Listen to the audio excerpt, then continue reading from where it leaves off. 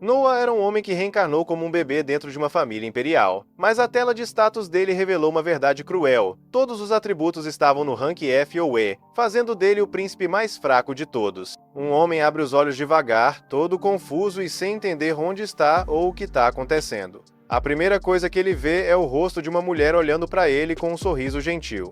Por um instante, ele acha que essa mulher pode ser a mãe dele, mas logo percebe que tem algo muito errado nisso. A mãe da vida passada dele não era nada assim. Ela mal conseguia se mexer sozinha, quanto mais cuidar de um bebê. Essa mulher à sua frente é saudável, jovem e claramente capaz. Enquanto a confusão só aumenta, ele percebe algo estranho surgindo na frente dos seus olhos, parece uma tela de status flutuando no ar. Ele foca nela e leva um choque ao perceber que aquilo mostra os próprios atributos dele. Só que tudo tá errado, o nível voltou para 1, como se ele tivesse acabado de nascer. O campo do nome está completamente em branco, e quando ele olha os status, o coração afunda. Todos os atributos estão no rank F ou E. Antes que ele consiga processar isso, um homem idoso se aproxima. Ele tem uma presença imponente e todo mundo no quarto o trata com extremo respeito. Um dos assistentes o chama de Vossa Majestade, deixando claro que aquele velho é o próprio imperador. O imperador olha para o bebê com um ar avaliador e comenta que a criança tem um bom rosto, com traços que lembram os dois pais. Nesse momento, o homem entra em pânico por dentro ao perceber que, de alguma forma, renasceu como um bebê numa família imperial. Um assistente pergunta ao imperador qual nome deve ser dado à criança. O imperador pensa por um momento e então declara que o garoto se chamará Noah Alarte, recebendo o título de 13º príncipe imperial. A mente de Noah dispara. Ser nomeado príncipe imperial significa que ele nasceu como filho legítimo do imperador, um título nobre absurdamente alto. Era para ele estar feliz com essa reencarnação de sorte, mas aqueles status horríveis não saem da cabeça dele. Então o assistente informa que o teste de afinidade mágica do Noah foi concluído. O resultado mostra que sua maior aptidão é com magia de água. Ao ouvir isso, o imperador toma uma decisão imediata. Declara que o território rico em água de Almeria será concedido a Noah como feudo pessoal, como presente de primeiro aniversário. No exato momento em que o imperador faz essa declaração, algo estranho acontece. Noah vê sua tela de status se atualizar em tempo real. Ao lado da magia de água, que antes era rank E, aparece agora E mais S. O cálculo mostra o rank base E sendo complementado por um rank S, mas ele não faz a menor ideia de onde esse bônus veio. O imperador então pede que as habilidades de Noah sejam exibidas oficialmente para todos ali presentes. Um mago da corte dá um passo à frente e começa uma encantação. Um painel brilhante surge acima de Noah, mostrando seus status para todo mundo ver. Só que algo inesperado acontece. Os números exibidos publicamente são completamente diferentes do que Noah vê na própria tela. Onde ele enxerga E mais S na magia de água, todos os outros veem um SS puro. A sala inteira entra em choque. Os assistentes começam a cochichar animados. Nunca ouviram falar de alguém que já nasceu com um potencial mágico tão absurdo? Alguns dizem que aquele é o nascimento de um mago lendário.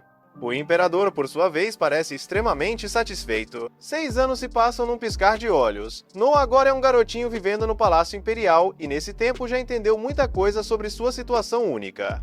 Todas as manhãs ele é cuidado por várias criadas dedicadas. Uma elogia o quanto ele é bonito, outra comenta como ele age de forma madura e digna para a idade. Mas Noah sabe de algo que ninguém mais sabe. Os status que os outros veem quando olham para ele não são os mesmos que ele vê. Quando alguém observa suas habilidades, o que aparece é a soma dos status dele com os status de todos os subordinados. Por exemplo, aquele bônus de rank S na magia de água veio do território de Almeria, que foi dado a ele ao nascer. Outros aumentos vieram das criadas e dos servos. Noah descobre então um segredo absurdo. Quanto mais subordinados ele tiver trabalhando para ele, mais forte ele parece aos olhos dos outros. Certa manhã, enquanto Noah toma café da manhã, uma de suas criadas, chamada Evelyn, entra no quarto.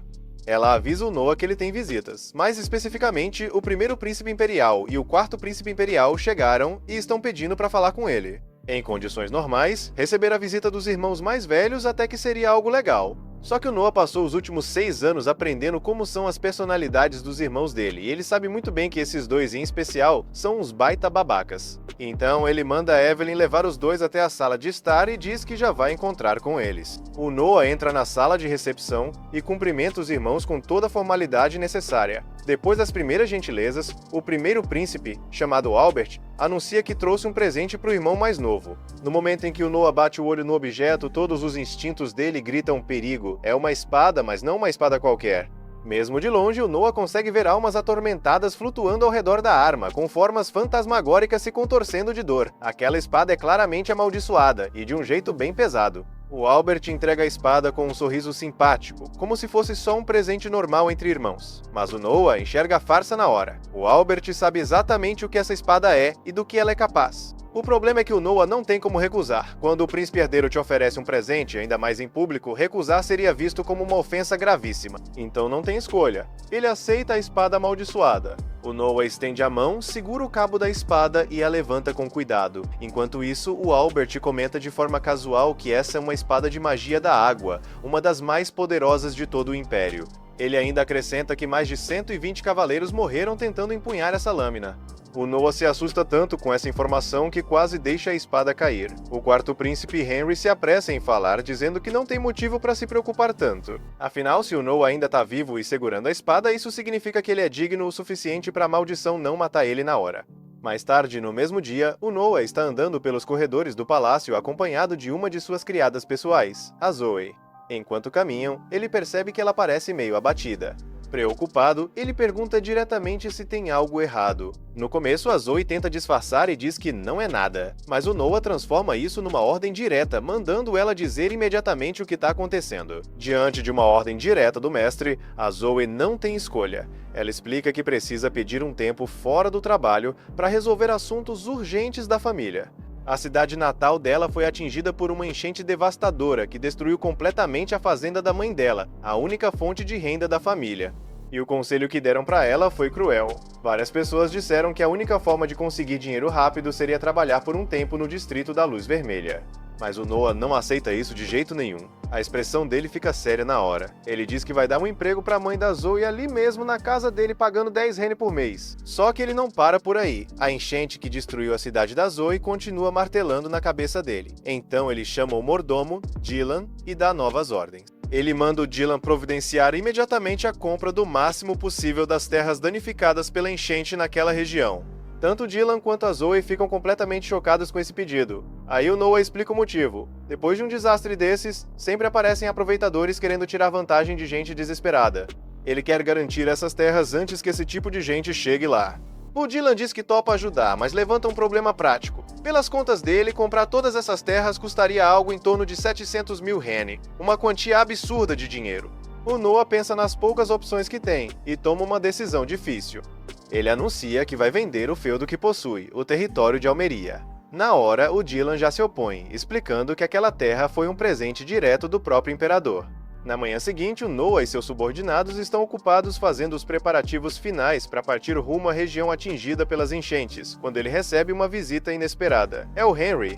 Ele aparece especificamente para alertar o Noah sobre algo importante a respeito da espada amaldiçoada. Segundo ele, a arma chamada Leviatã tem vontade própria.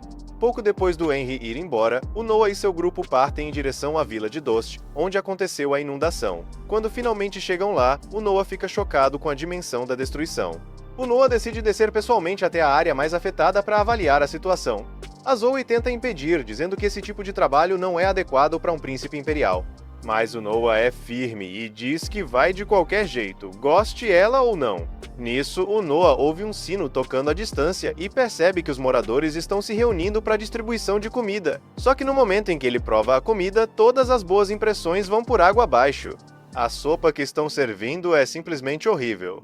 Logo depois, ele escuta um anúncio alto dizendo que vai começar uma inspeção. O oficial do governo local, o Lorde Geral, chegou para verificar a qualidade da distribuição de alimentos. Na hora, o Noah entende o que está acontecendo. Aquilo é corrupção escancarada. O Geral está desviando os fundos de ajuda humanitária destinados a pessoas famintas. Sem conseguir segurar a raiva diante de uma atitude tão cruel, o Noah confronta o Geral diretamente. Achando que o Noah é só mais um refugiado sem poder nenhum, o Geral admite sem vergonha nenhuma que sim, está roubando da verba da comida. Ouvir o Geral se gabar de roubar pessoas passando fome faz o sangue do Noah ferver de ódio. A raiva dele é tão intensa que algo inesperado acontece. A espada amaldiçoada Leviatã começa a reagir. O Geral saca a própria espada, pronto para matar o Noah por desrespeito. Mas antes que ele consiga atacar, a Leviatã sai voando sozinha da bainha e se posiciona ao lado do Noah, pronta para protegê-lo. Agora, conseguindo usar de verdade o poder da Leviatã, o Noah canaliza magia de água pela espada e com um único golpe decepa a cabeça do Geral sem esforço nenhum. Pouco tempo depois da morte do geral, um oficial de patente mais alta, o Lord Rowan, chega ao local, mas assim que ele vê o rosto do Noah, congela na hora. Ele reconhece imediatamente o 13º Príncipe Imperial e cai de joelhos. O Noah diz calmamente que eles precisam ter uma conversa bem longa sobre a situação daquela região. Ele espera que o Rowan lide corretamente com os cúmplices e garanta que todos sejam punidos. Mais tarde, depois que o Noah conclui a compra de toda a vila e das terras ao redor, a notícia chega até o Albert no Palácio Imperial. Ele fica realmente surpreso ao saber que o Noah conseguiu usar a espada amaldiçoada Leviatã sem sofrer nenhum efeito colateral. Enquanto isso, Noah é convocado para se encontrar com o Imperador e explicar suas ações recentes. Ele entra na sala do trono esperando levar uma bronca pesada. Mas, para surpresa total dele, o Imperador agradece em vez de puni-lo. O Imperador explica que se o Noah não tivesse agido naquele momento, o sofrimento daquelas pessoas teria sido muito maior. O Imperador vê claramente que o Noah é um jovem capaz, com bom julgamento e um forte senso moral. Ele pede que o Noah continue servindo o Império com tudo que tem, e o Noah aceita feliz. Alguns dias se passam, mas o Noah continua na capital do reino. Como a cidade é o verdadeiro coração do país e o lugar mais próspero de todos, hoje o nosso protagonista decide explorá-la melhor. Ele tá andando pela rua depois de ouvir falar de uma cantora que estava se promovendo por ali. Ultimamente, a Zoe não sai mais do lado do príncipe, em parte porque ele arrumou mais trabalho para ela, sendo compreensivo com o que aconteceu na vila dela. Desde então, ela ficou bem mais atenta. Noah comenta que gente talentosa nunca é demais e que agora ele vai conhecer alguém com um talento incrível para cantar. No palco, a mulher se apresenta muito bem, a voz dela é suave e bonita, deixando todo mundo hipnotizado, inclusive o Noah. O nome dela é Alicia. Ela ainda não tem uma técnica perfeita, mas canta com alma e dedicação, e isso agrada o Noah, porque mostra que ela é esforçada e responsável.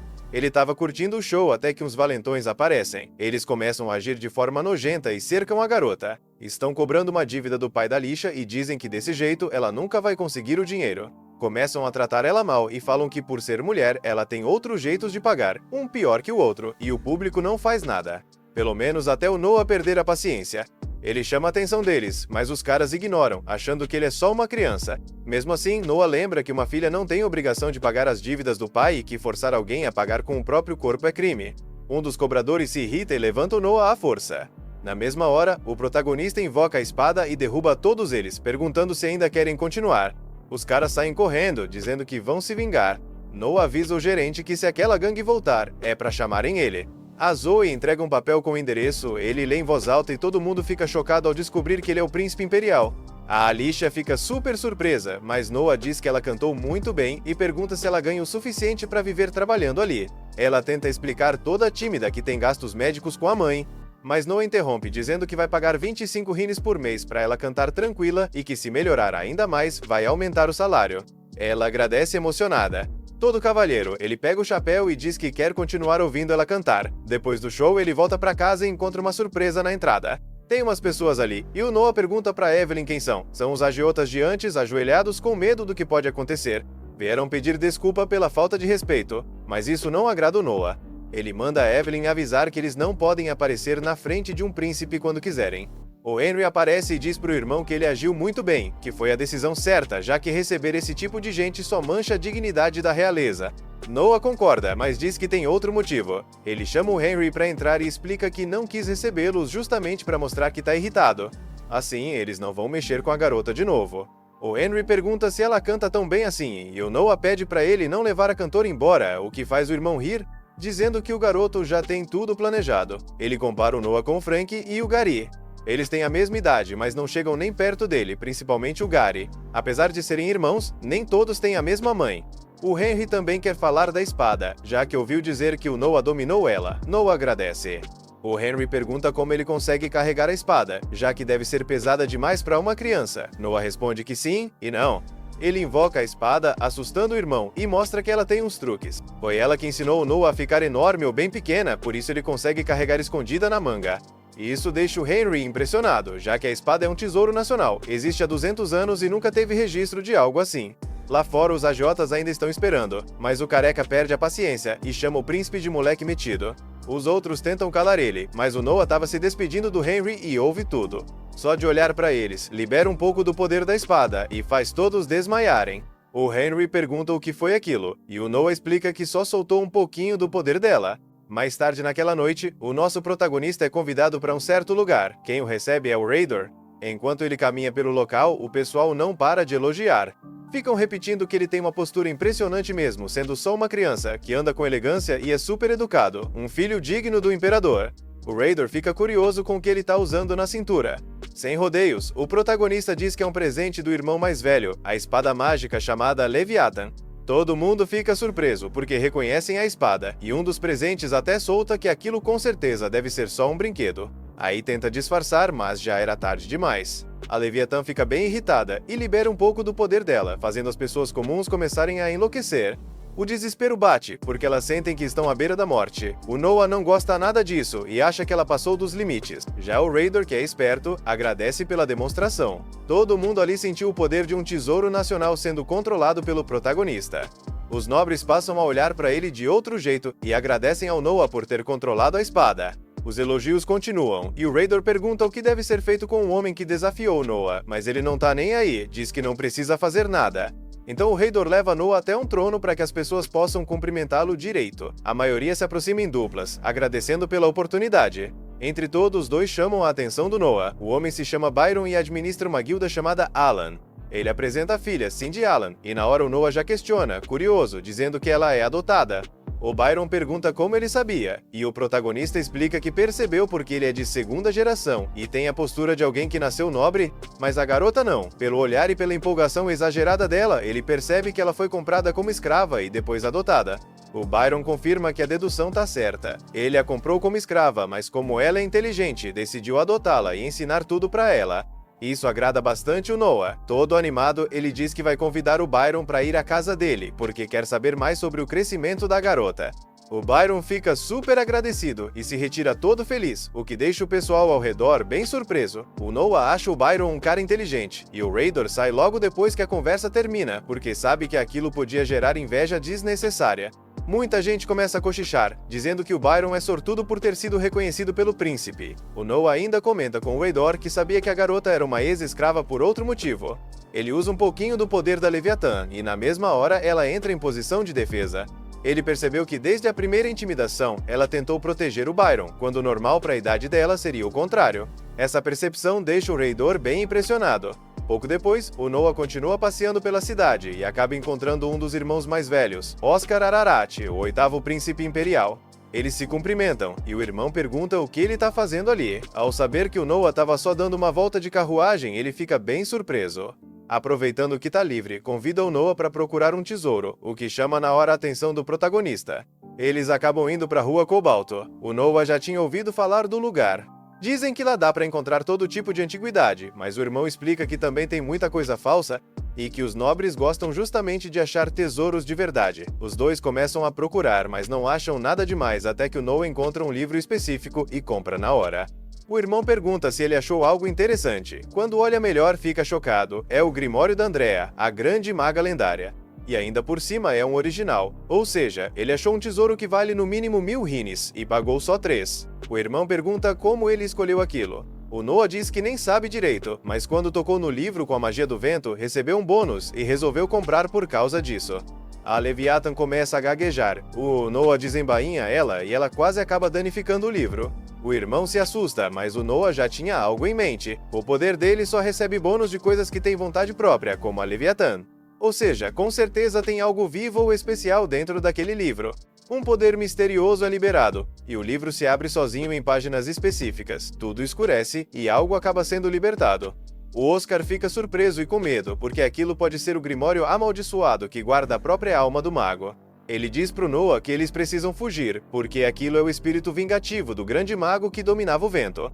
Mas o nosso protagonista encara aquilo sem medo nenhum. Ele tenta cortar algumas vezes, não consegue, até que de repente acerta em cheio. O Noah pergunta pro irmão se ele tá bem. Como o Oscar é o mais velho, ele não entende direito o que aconteceu, mas também fica preocupado com a cidade. Quando percebe que não houve nenhum dano, fica aliviado. Ainda mais porque foi o Noah que lançou o poder pra cima. Essa força deixa o irmão completamente chocado. Antes que ele consiga dizer qualquer coisa, o Bartley aparece, o dono de uma loja de antiguidades daquela rua. Ele diz pro príncipe que acabou de ver tudo e que tem um objeto bem interessante para mostrar. Os príncipes não pensam duas vezes e vão com ele. O que ele mostra é um anel lendário que só revela sua verdadeira forma diante do dono certo. Ele já mostrou para várias pessoas, mas nunca reagiu com ninguém. O Noah pergunta se isso não é só sucata, mas o vendedor diz que já pensou isso muitas vezes também. Só que por algum motivo o anel sempre volta sozinho, sem ele fazer nada. O próprio anel retorna.